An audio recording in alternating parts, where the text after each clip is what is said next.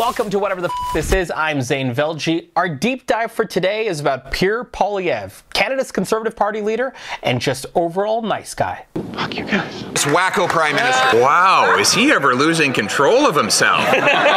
His party had been leading in the national polls for months, and in recent surveys at the time of this recording, he's neck and neck with Liberal leader Mark Carney. So with the federal election looming, let's examine the populist message of Pierre Poilievre. Because if you wake up one morning and find out your new prime minister is a guy who's been waiting to do this job his entire life, it's time you know why he's the way he is, who he is, and what would it mean if he became Prime Minister of Canada. Okay, so let's start with some of the basics of the Poilievre life story. He was born in 1979. He was adopted by French-Canadian school teachers from Saskatchewan and raised in Calgary Southwest, home to Reform Party founder Preston Manning and later Stephen Harper. A real postal code lottery win for Poilievre. He delivered the Calgary Sun as a kid and for reasons still unclear, went by Jeff in his high school grad program. Yep, look at that face and think to yourself, has that always been a Jeff? We'll never know. You see, politics wasn't Poilievre's first love, as he explains here. When I was in my teenage years, I used to be more interested in sports. Then I had a shoulder injury that would never go away. But once Poilievre got up off the mat, politics became the only love that mattered.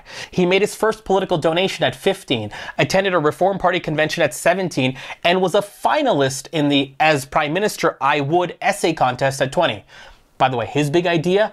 Term limits. Here's the quote. Politics should not be a lifelong career. Therefore, I would institute a term limit for members of parliament. Which, of course, he's absolutely followed to and stuck with.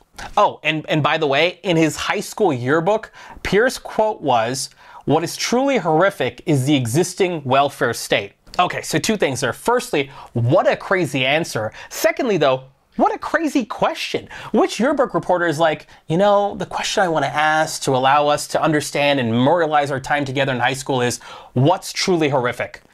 At 16, most of us were still trying to figure out how to talk to our crush, but Pierre, he was busy dreaming of privatizing the cafeteria.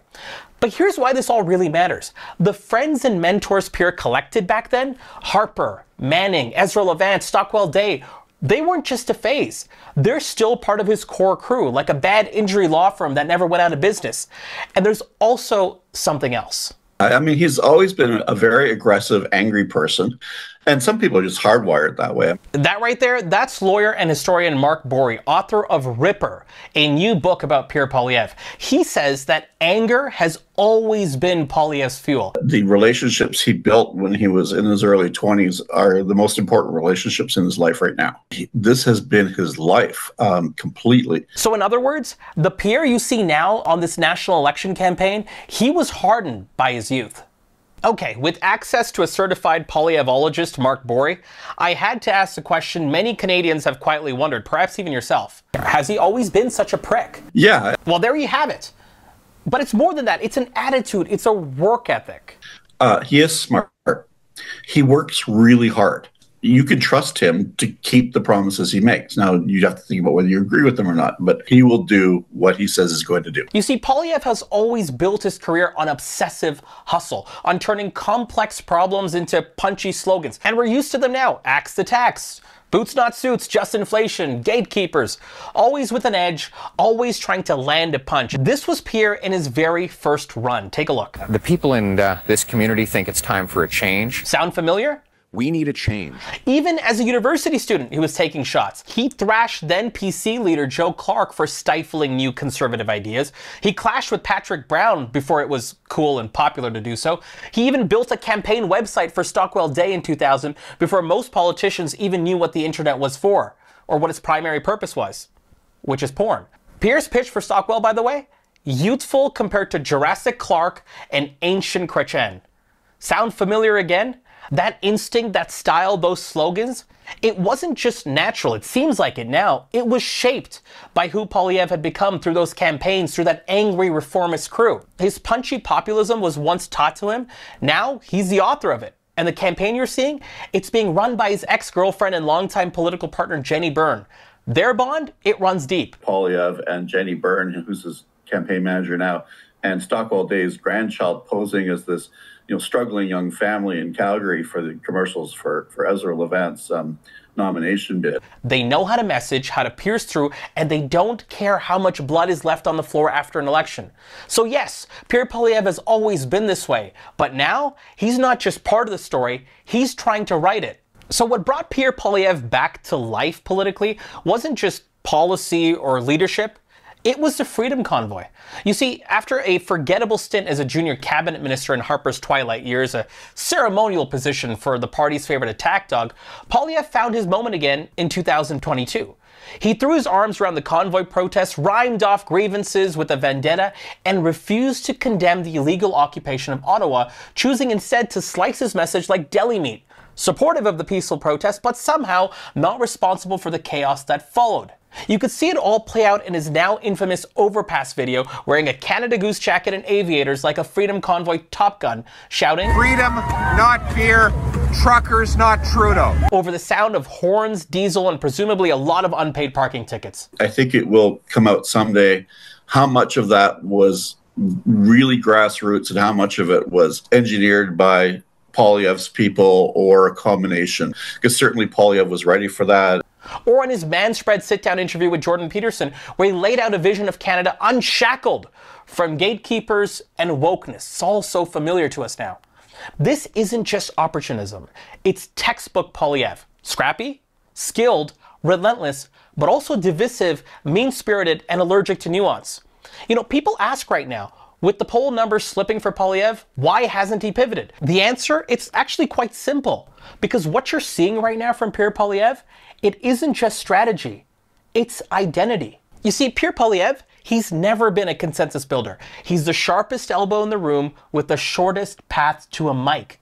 Think about it, his entire career, from campus politics to parliament when he was elected in 2004, has been one long campaign, always on the offensive, always with a slogan and soundbite locked and loaded. But more than that, he's his own thing. He goes solo. Look at his campaign. He wants to be at the top and have no attention spread on anyone else. And pivot? Pierre Poilievre pivoting would be like Guy Fieri opening up a salad bar. It's just not in the DNA. This isn't some mid-career rebrand, this is the brand.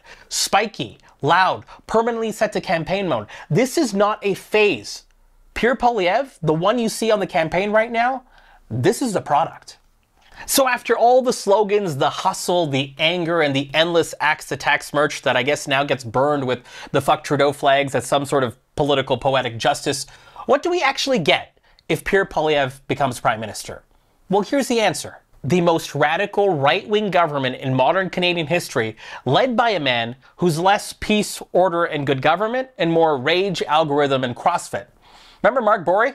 Let's ask him. Instead of sort of diffusing that anger, it was seen as something that he could use athletically and politically. Pierre Poilievre isn't just a hard worker or a soundbite savant.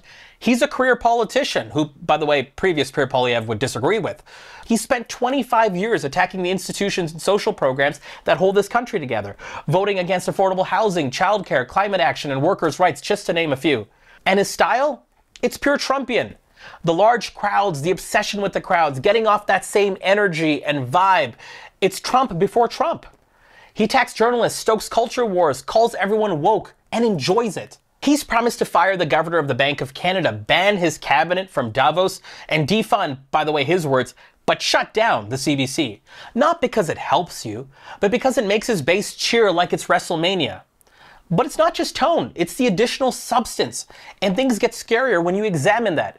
He wants to use the notwithstanding clause to override your charter rights.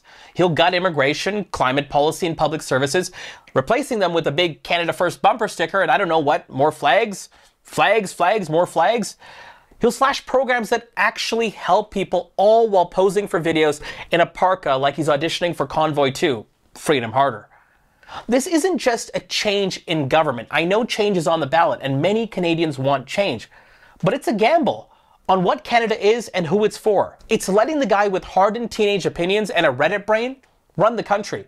So let me put it to you simply. If you want a country that actually gives a damn about people, fairness, and solving our problems together, and man do we have big problems, you need to share this video and vote against Pierre Poilievre. Because what's coming isn't just more slogans. It's mayhem, wrapped in aviators, running on vibes, and possibly named Jeff.